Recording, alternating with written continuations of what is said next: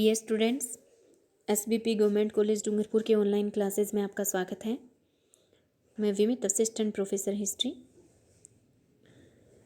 BA third year history में आपके western world वाले पेपर में साइंटिफिक रिवोल्यूशन जो टॉपिक है उसमें हम रॉयल सोसाइटी ऑफ लंदन के बारे में इस वीडियो में देखेंगे। तो हमने देखा अपने पिछले वीडियोज़ में कि 17वीं सदी के मध्य से विज्ञान ज़्यादा से ज़्यादा अब संस्थाबद्ध होता चला गया था। वैसे तो विद्वानों की अनौपचारिक बैठकें 1645 ईस्वी से ही शुरू हो गई थी, जिन्हीं के परिणाम स्वरूप बाद में रॉयल सोसाइटी ऑफ लंदन की स्थापना हुई। 1662 ईस्वी में इसका विधिवत गठन हुआ था। ऐसा कहा जाता है कि आधुनिक विज्ञान की शुरुआत 1632 में हुई, जब गैलीलियो ने अपनी पुस्तक dialogue on the two chief systems of the world प्रकाशित की थी। इस पुस्तक में गैलीलियो ने कोपरनिकस के जो सूर्य केंद्रित विश्व की अवधारणा थी उसके पक्ष में अपने प्रमाण प्रस्तुत किए थे, और इसके 28 साल बाद ही रॉयल सोसाइटी की स्थापना हो गई थी। यानी रॉयल सोसाइटी की स्थापना आधुनिक विज्ञान की उत्पत्ति के साथ ही हुई थी।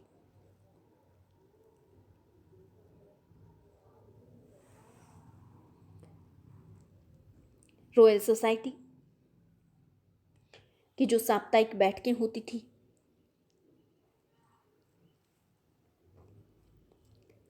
उसमें वैज्ञानिक, गणितज्ञ, व्यापारी, कुलीन एवं पादरी लोग भाग लेते थे। अपने प्रारंभिक दिनों रॉयल सोसाइटी ने अपने क्रियाकलापों को बहुत हद तक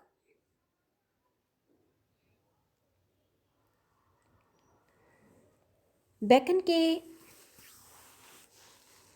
इस आदेश के अनुरूप ढाल लिया था कि ज्ञान का व्यवहारिक उपयोग होना ही चाहिए,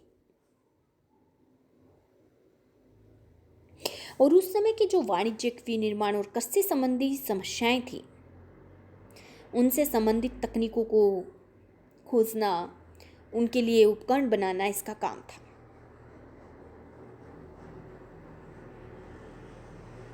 हालांकि फ्रांस भी इस मामले में पीछे नहीं रहा था, और लुई 14वें के समय में 1666 ईस्वी में फ्रेंच रॉयल अकादमी की स्थापना की गई थी। धीरे धीरे अन्य यूरोपीय देशों में भी इस तरह की संस्थाओं का गठन हुआ था।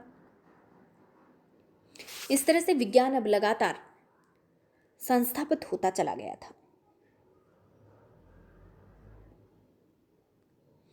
कोई संस्था खगोल विज्ञान का केंद्र बन गई थी तो कोई प्रौद्योगिकी का।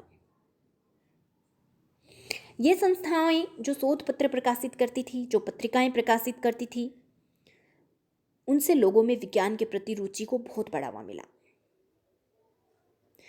अब समय भी बदल गया था। चर्च ने भी विज्ञान के क्षेत्र में हस्तक्षेप करना बंद कर दिया था, जिससे अब वैज्ञानिकों को किसी भी तरह का डर नहीं रहा था। रॉयल सोसाइटी का आदर्श वाक्य है नुलिस इन वार्वा।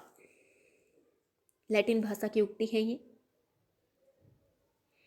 जिसका अर्थ है कि हमने किसी के भी विचारों को दोहराने के लिए शपथ नहीं ली है।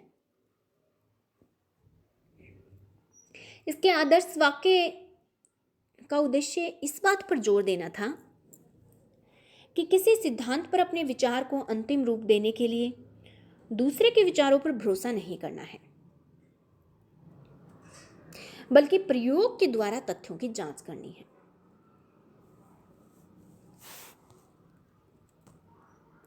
कितने ही महान वैज्ञानिक रॉयल सोसाइटी के सदस्य रहे,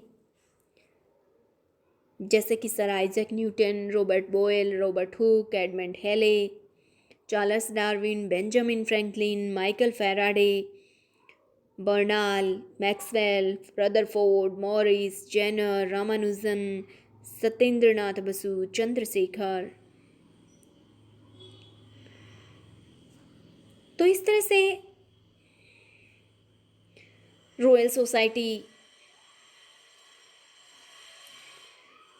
ने जो भी अपनी पत्रिका, जो भी अपने शोध पत्र प्रकाशित किए, उनसे लोगों की विज्ञान के प्रति सोच बदली। अब वो विज्ञान के प्रति ज़्यादा आकर्षित हुए।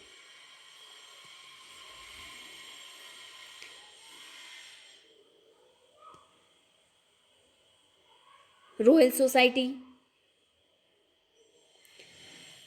को 1662 ईस्वी में एक रॉयल चार्टर के द्वारा प्रकाशन का अधिकार दिया गया था।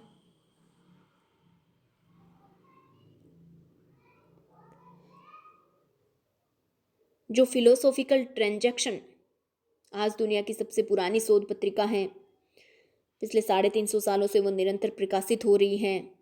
रॉयल सोसाइटी की पत्रिका है ये। इसी में न्यूटन ने 1672 में अपना पहला शोध पत्र प्रकाशित किया था, जो कि प्रकाश था रंगों के बारे में नया सिद्धांत शीर्षक वाला था, new theory about light and colours.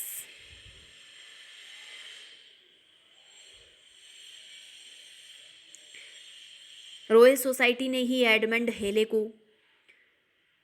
Newton के प्रिंसिपिया को प्रकाशित करने के लिए अधिकृत किया था। और यह प्रकाशन जब 1687 ईस्वी में आया तो इसने वैज्ञानिक क्रांति, साइंटिफिक रिवॉल्यूशन को पराकाष्ठा पर पहुंचा दिया था।